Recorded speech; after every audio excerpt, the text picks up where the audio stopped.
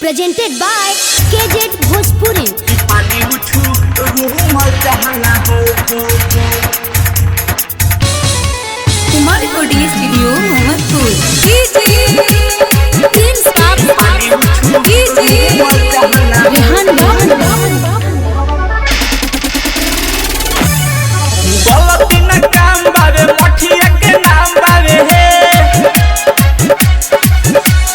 गलती न काम बावे मठिया के नाम बावे गलती न काम बावे मठिया के नाम बावे सफर हुलाई हा भाला के पानी उठू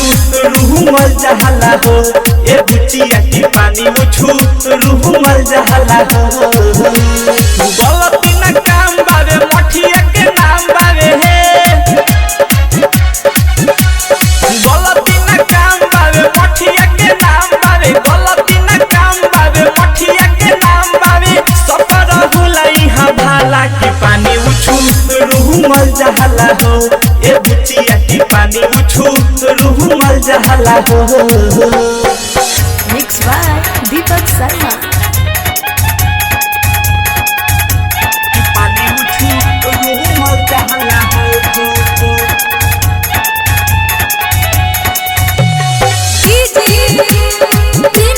रेहान बाबन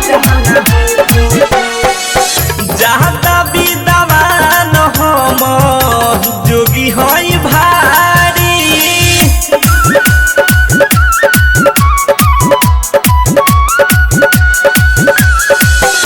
आहा से को हम ज्यादा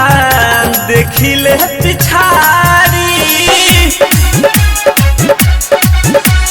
मान जाना बात के धरे बना हाथ के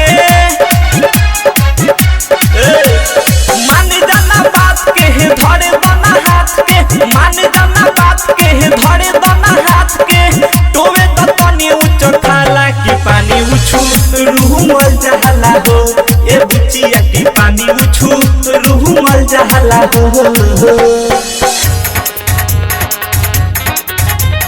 पानी उठू रूमल जहला हो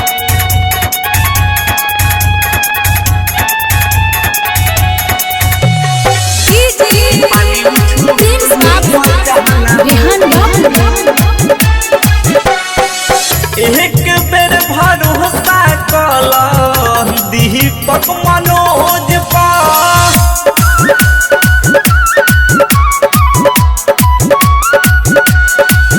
कहाई गलत बड़ गनाही चढ़े दूगो नाव पर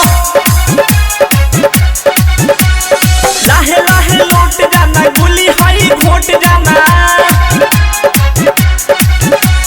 लाहे लाहे लौट जाना गुली हई घोट जाना लाहे लाहे लौट जाना गुली हई घोट जाना जब तू बाबा के हई माला के पानी उछू रूमल जहला हो ए बुचिया के पानी उछू रूमल जहला हो